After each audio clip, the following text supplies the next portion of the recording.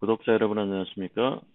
오늘은 한국사 제26장 남북 분단에 대해서 이야기하겠습니다. 지난 시간에 배운 독립운동과 태평양 전쟁에 대해서 잠깐 복습하겠습니다. 1909년 10월 26일 중국 길림성 하얼빈역에서 누가 대한제국의 식민지화를 주도한 인물 이토 히로부미를 저격했다. 안중근 의사죠. 1919년 3월 1일에 발생한 독립만세운동을 3.1운동이라고 하죠. 1919년 4월 13일에 중국 상하이에서 대한민국 무엇이 수립되었다.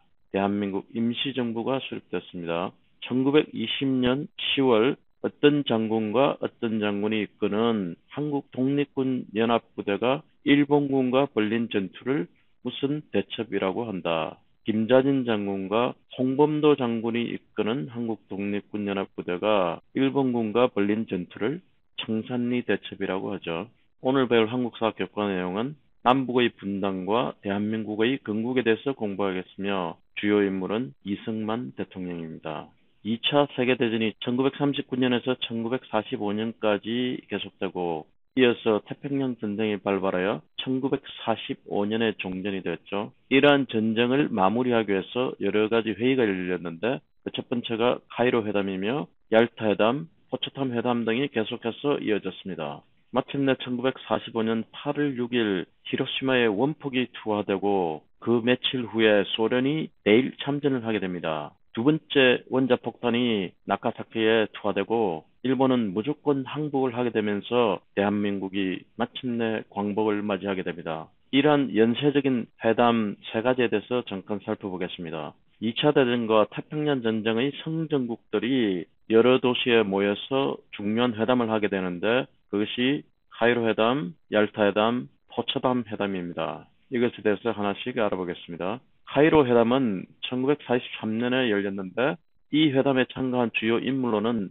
중국 총통 장제스와 미국 대통령 프랭클린 루즈벨트, 영국 총리 윈스턴 처칠이 있습니다. 그 장소는 이집트 카이로였으며 주요 내용은 독일, 일본과의 전쟁을 마무리하고 전쟁 후 세계의 신질서를 짜는 외교 문제를 논의했습니다. 루즈벨트 미국 대통령이 중국 총통 장제스에게 일본이 패전한 뒤에 중국의 영토 회복을 약속했습니다. 중국은 청일전쟁 이후에 일본에 뺏긴 영토인 만주, 대만, 팽화도 등을 돌려받기로 했습니다. 특히 주목할 것은 이 카이로 회담에서 한국에 대한 내용도 언급이 되었는데 그 내용은 앞의 세 강국은 한국인의 노예 상태에 유념하고 적절한 때에 한국은 해방되며 독립할 것임을 결의한다라고 언급한 것입니다. 여기서 적절한 때 in due course 명확하게 언제라고 하지 않고 애매하게 적절한 때에 해방된다라고 언급한 것입니다. 어쨌든 이 회담을 통해서 한국의 해방에 대해서 강대국들이 관심을 갖고 있다라는 것을 표명한 것이죠. 계속해서 얄타 회담에서는 영국의 처칠 수상과 미국의 루즈벨트 대통령, 소련의 스탈린이 참석했고 장소는 소련 흑해 크림반도의 얄타에서 모였습니다. 이 회의에서는 나치 독일의 패전 후 독일의 분할 및 비무장화, 나치 독일 잔재 청산 등을 논의했습니다. 여기서 중요한 것은 일본과 그동안 상호 불가침 조약을 맺고 있던 소련에게 대일전 참전을 촉구한 것입니다. 그동안 소련은 나치 독일과의 전쟁을 위해서 일본과는 상호 불가침 조약을 맺고 있었기 때문에 미국이 단독으로 일본과 태평양 전쟁을 벌이고 있었던 것입니다. 이에 따라서 너무 많은 희생자가 나왔고 소련으로 하여금 대일전에 참전을 요청하게 되고 그 주요 목적은 태평양 전쟁을 조기에 종식시키고자 했던 것입니다. 이때 스탈린은 그 대가로 노일 전쟁에서 상실했던 사할린성과 만주에 대한 이권 보장 등을 요구했습니다. 특히 소련이 대일전에 참전을 하게 되면 한반도가 38선을 경계로 미소 양국에 의해서 분할 점령될 수 있는 계기가 이 회담을 통해서 마련된 것입니다. 계속해서 포츠담 선언을 하게 되는데 여기에 모인 각국의 대표들은 영국의 처칠 수상과 미국의 트루먼 대통령, 소련의 스탈린이었습니다. 장소는 독일 포츠담이었고 이 회의를 통해서 포츠담 선언을 채택하게 되는데 그 내용은 일본이 무조건 항복하지 않는다면 적극적이고 완전한 파멸에 직면하게 될 것을 경고하는 최후 통첩을 발표한 것입니다. 일본이 이 선언을 거부하자 미국은 8월 6일 히로시마에 8월 9일 나가사키에 인류 최초의 원자폭탄을 투하했습니다. 얄타 회담을 통해서 소련으로 하여금 대일 참전을 촉구했지만 그동안 망설이고 있던 소련이 8월 6일 히로시마에 원자폭탄이 투하되는 것을 보고 마침내 8월 8일 일본에 뒤늦게 선전포고를 했습니다. 이에 따라서 소련이 대일 참전을 하게 되는데 1941년 소련과 일본 간의 중립조약이 그동안 체결되어 있었는데 이 조약에 따라서 1941년 6월 독일이 소련을 침공했을 때 일본이 중립을 취했고 결국은 소련이 승리하게 되는 계기가 되었습니다. 일본이 미국과 태평양 전쟁을 하는 동안 소련은 일본에게 물자를 지원했습니다. 미국의 원폭 투하로 일본의 패망이 가까워지자 소련은 1945년 8월 8일 중립조약을 파기하고 대일 선전포고를 했습니다. 이 그림에서 보는 것처럼 소련군이 만주의 일본 관동군을 몰아내고 만주를 점령하게 됩니다. 소련군이 8월 9일 함경북도 웅기 지역에 상륙하게 되고 8월 13일에는 청진에 상륙하면서 한반도 북부 지역에 진출하게 됩니다. 히로시마와 나가사키의 원폭이 투하되자 1945년 8월 10일 일본은 포츠담 선언을 수락하게 되고 소련이 대일 참전을 선언하고 만주에 진출함과 동시에 한반도에서 빠르게 남진을 하고 있었습니다. 이때 미군은 오키나와에 주둔하고 있었습니다. 소련이 예상보다 빠르게 남진하는 것을 보고 경계심을 품은 미국은 일본의 항복 접수 지역과 일본의 무장해제 절차를 규정하는 일반 명령 제1호 제너럴 오더 넘버 1을 기한하게 됩니다. 이 내용은 서울을 미국이 점령하는 북위 38선을 경계로 소련과의 관할 구역을 정한 것입니다. 이 일반 명령 제1호를 트루먼 대통령과 소련의 스탈린이 합의하게 됩니다. 이에 따라서 소련군이 38선 이북을 점령하고 미군 점령군 사령관 하지 중장의 제24군단이 인천에 상륙하여 서울을 점령하게 됩니다. 이에 따라서 한반도는 미소 양국에서 분할이 되게 됩니다. 이와 같은 남북 분단의 과정을 하나씩 살펴보겠습니다. 대한민국이 광복을 맞이했지만 38선을 경계로 북쪽은 소련이, 남쪽은 미군이 점령하면서 미 군정기가 시작됩니다. 1945년 12월 달에 모스크바 삼상회의가 열리게 되고 그 회의 결과에 따라서 신탁 통치안이 나오게 되는데 이것에 대한 반대와 찬성의 운동이 일어나게 되고 이것을 친탁 반탁 운동이라고 합니다. 이 회의를 모스크바 3국 외상회의 또는 삼상회의라고 하는데 모스크바에서 미국, 영국, 소련의 외무장관이 모여서 회의를 하였는데 그 회의 내용은 제2차 세계대전 후 처리 문제를 협의하였고 회의 합의 내용은 조선에 임시로 민주주의 정부를 세우고 이를 위해 미소 공동위원회를 설치하며 최고 5년 기한으로 미, 영, 소, 중의 4개국이 신탁 통치를 실시하는 것입니다. 여기서 신탁 통치라 함은 유엔의 신탁을 받은 국가가 유엔 총회 및 신탁 통치 이사회의 감독을 받아 일정한 지역이 자체 통치 능력을 갖출 때까지 대신해서 통치해주는 제도로 유엔 헌장에 규정이 되어 있습니다. 그런데 이 삼상회의에 대한 결과가 발표되기 전날 동아일보에 오보 사건이 터졌습니다. 동아일보에서 보도한 내용에 의하면 소련은 신탁 통치를 주장하고 소련의 구실은 38선 분할 점령이라는 것입니다. 반면에 미국은 즉시 독립을 주장했다는 것입니다.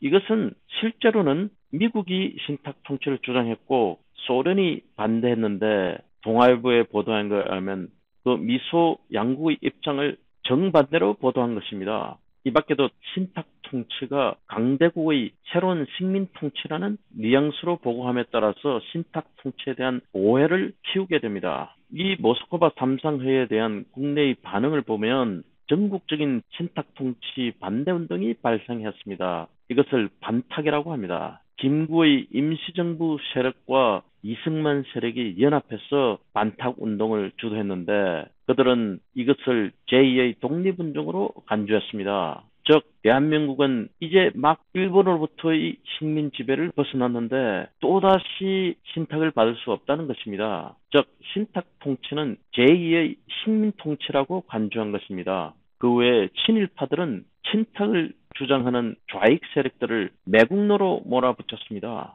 신탁 통치를 찬성하는 것을 친탁이라고 했는데 좌익 세력들은 처음에 반탁을 주장했지만 후에 소련의 지령을 받고 찬탁으로 돌아선 것입니다. 따라서 유엔에 의한 원래의 신탁 통치안의 본질은 사라지고 친탁, 반탁의 운동이 서로 대립하면서 좌우 이념 대립 구도로 바뀌어버린 것입니다. 이러한 좌우 이념 대립이 남북 분단으로 이어지고 말았습니다.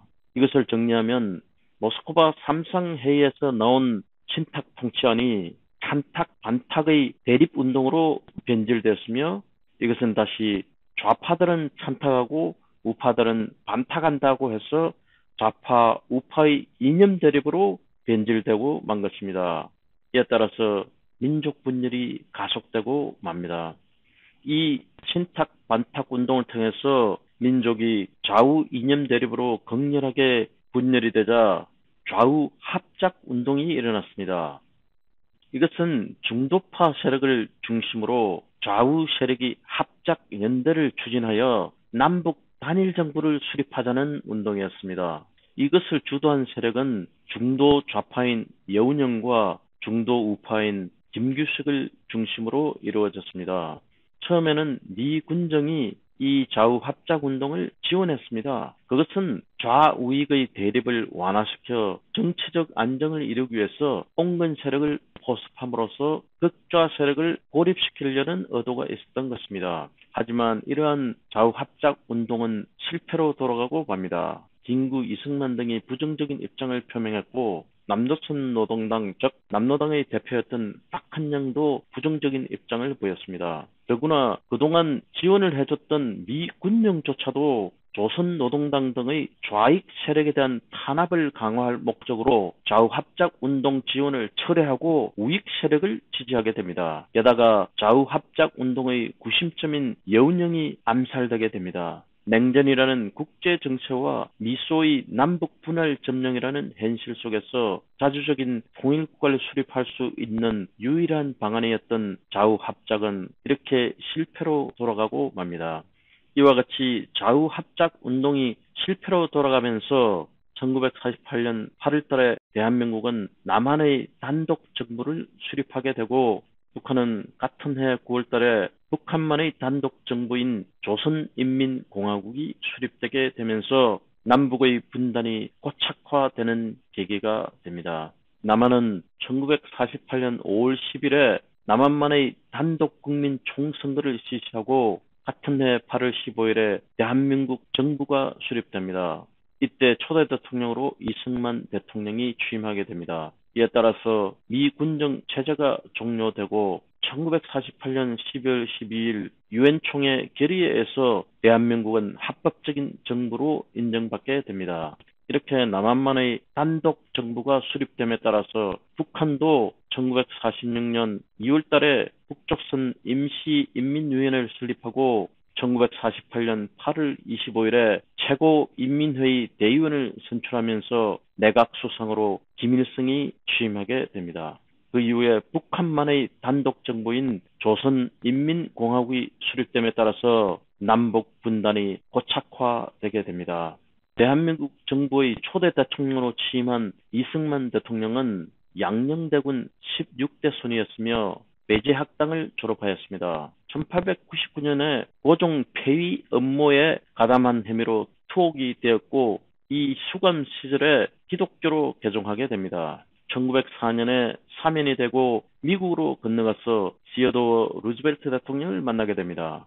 1907년에는 조지 워싱턴대 철학과를 졸업하고 하버드대 영문학 석사를 받게 됩니다. 1910년에는 프린스턴 대학에서 국제정치학 박사학위를 받았습니다.